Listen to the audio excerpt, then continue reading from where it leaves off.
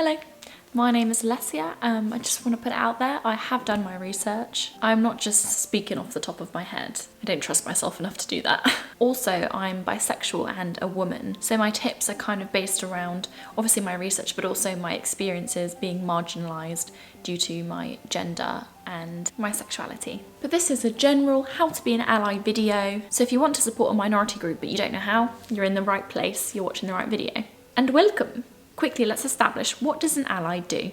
An ally uses their privilege to uplift marginalised communities or minority groups. Society contains ethnic and racial minorities, gender and sexuality minorities, religious minorities, people with disabilities, immigrants, refugees, and Muslims. An ally is an individual who is trying to bring justice, actively trying to bring about justice through their daily behaviours and attitudes and voice. Also, just going to put it out there, I'm sure you know this anyway, but someone can't claim to be an ally of people of colour, for example, if they're just simply not racist. That's not enough. An ally has to do as well as be. So how can you help a minority group? How can you be an ally? What do allies do?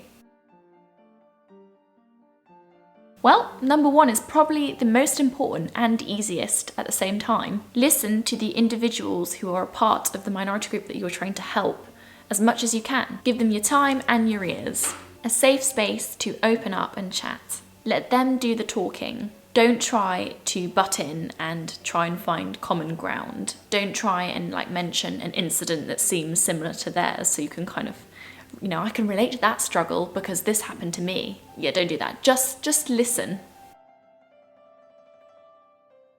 Become confident in your ability to help others. Make a habit of sticking up for the people in your life. The more this becomes normal and the less anxious it makes you feel when you put yourself out there, the better. Get comfortable with standing up for what's right. Get comfortable with standing up for what's right. So let's say you stood up for your sister in the playground and the bullies backed off. Your sister was happier at home, she stopped arguing with your parents. You got to clearly see and feel the results. Seeing the positive impact and the importance of speaking up will be clearer than ever to you. Consequently, you're more likely to extend this support to people that you don't know. Basically, what I'm trying to say is speak up as much as you can. Start off small, close to home, and then just grow. If you get used to doing this, it should become second nature. If you see something wrong, you say something. Fill your head with details. Learn from the people that you are trying to support. What is it like to walk in their shoes? Watch documentaries, read books, watch YouTube videos, develop deep understanding. Empathy will hopefully follow suit. I think empathy is key if you truly want to help someone. You need to sympathise, feel some kind of way, get passionate. So empathy matters. We all need to see each other to bring out the full potential in others. Learn and keep learning. Don't assume that you've done your bit because you've spent a week researching. That's great, don't get me wrong, but it doesn't necessarily make you an ally for the rest of your life. Being an ally requires constant effort. The sun's gone in. Set a little time in your week to learn. Yay, I think the sun's coming back out. Maybe you only have 5 minutes to, it's so nice. Yeah, maybe you only have 5 minutes spare. Just go and read that article about transphobia.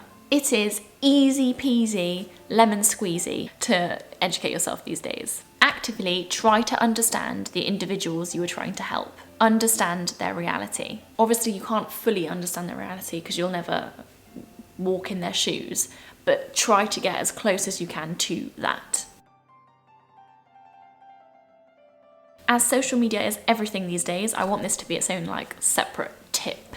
But similarly to the tip I was just on, tip 3, just learn and read. Find out what it's like to exist on planet Earth as a bisexual person, for example. All you need to do is scroll, and the sun has gone in again.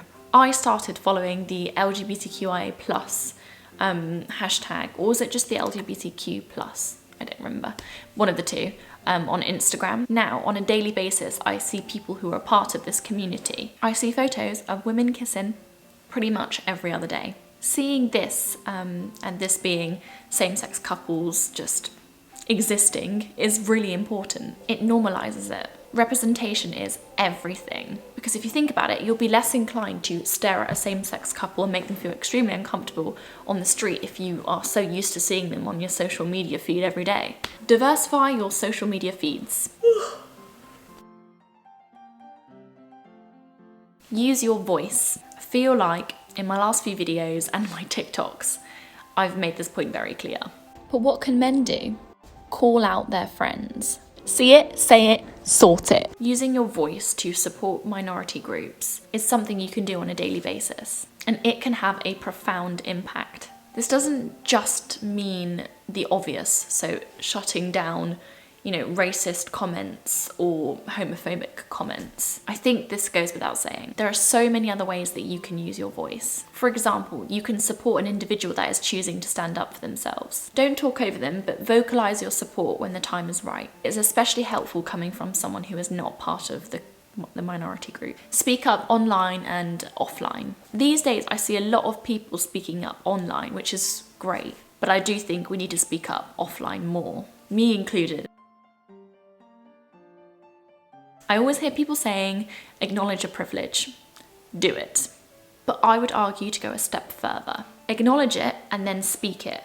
Say it when you're around other people that share the same privilege. For example, a man might be like to his male friend, oh, I love running at night because it's cooler and town is less busy. But this man could also say, I realise I'm actually really lucky to be able to do this though because of my gender. Many women don't feel safe enough to do this. This may encourage the male friend to think. Furthermore, it may encourage him to, go for a run, for example, with his sister. Maybe she's got a really busy schedule and she doesn't have time to run in the day and is too afraid to run at night. Her brother accompanying her on this run in the evening could really help her. It could help boost her mood and help reduce symptoms of anxiety. It might help with her mental health. You see, the small things can make a huge difference. It's the ripple effect. Recognize that you are not perfect. So you cannot always be the perfect ally. This is another tip that I really need to kind of internalize myself and work on. You will mess up. You are human. Don't harbor unnecessary guilt. Just be ready to apologize, learn, and move on. Do not let the discomfort eat you up. I think so many people are afraid of messing up that they avoid making the effort in the first place. I guess this is just a consequence of cancel culture. That was the last tip. In the description, I've left some really good links to some YouTubers that talk about allyship. Please, please, please go and give these important videos a watch. I don't want to speak over anyone, so if you want more specific videos, there are so many out there, so many talking about how, white people can use their privilege to speak up for people of colour. So go and watch them, educate yourself. I will leave the links in my description. Lots of love to you all. If you have the time and the desire, please subscribe. You can also like, share and comment if you fancy. Bye, my loves.